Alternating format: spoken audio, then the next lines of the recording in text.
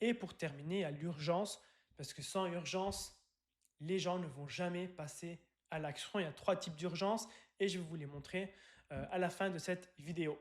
Alors maintenant, on va parler de la big idea. Selon moi, c'est le point le plus important qui vient après la recherche d'avatar parce que sans recherche d'avatar, on ne peut pas créer de big idea.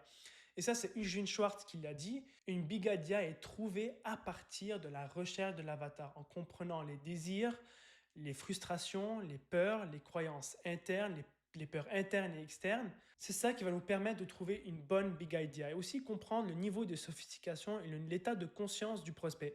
Sans ça, c'est impossible de trouver une big idea qui va créer un déclic et créer un effet que j'appelle scroll stopping. Donc, quand ton prospect sur les réseaux sociaux, il va opter sur ta page de capture pour regarder ta VSL, il faut que ça crée un déclic, un effet qui est nouveau, unique, qui va piquer la curiosité, qui va donner envie à ton prospect de regarder la suite de ta VSL.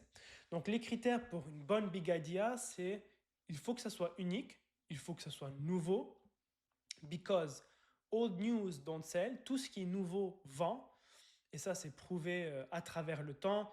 Et même avec Benoît, on l'a réalisé. Il faut qu'on vende quelque chose qui est sexy et qui est nouveau. Il faut que ça soit différent. Il faut que ça soit crédible parce qu'on peut faire une grosse promesse, mais s'il n'y a pas de preuves pour supporter justement cette promesse-là, c'est pas crédible et l'argument s'effondre. Et aussi, il faut que ce soit urgent et top of mind. D'accord? Donc, si tu as ces critères-là, tu as déjà une bonne big idea. Maintenant, comment trouver la bonne big idea? Comme je l'ai dit, ça prend du temps, de la recherche. Donc, il faut vraiment prendre le temps de faire une analyse profonde sur le marché et sur l'avatar, comprendre ce que le prospect a déjà essayé dans le passé, comprendre ses problèmes, ses douleurs, ses frustrations, et aussi comprendre ce qui y est offert sur le marché pour qu'on puisse se différencier.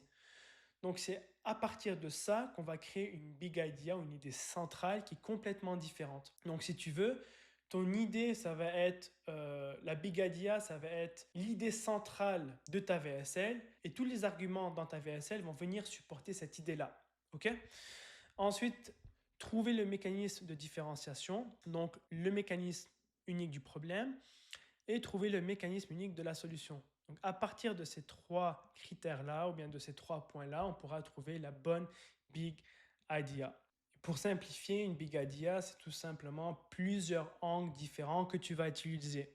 Donc, un karatéka, s'il a une cible précise à attaquer, il va utiliser plusieurs types de techniques, un point, un coup-pied, coude, bref, peu importe, pour arriver à la destination, c'est-à-dire frapper la cible qu'il doit viser.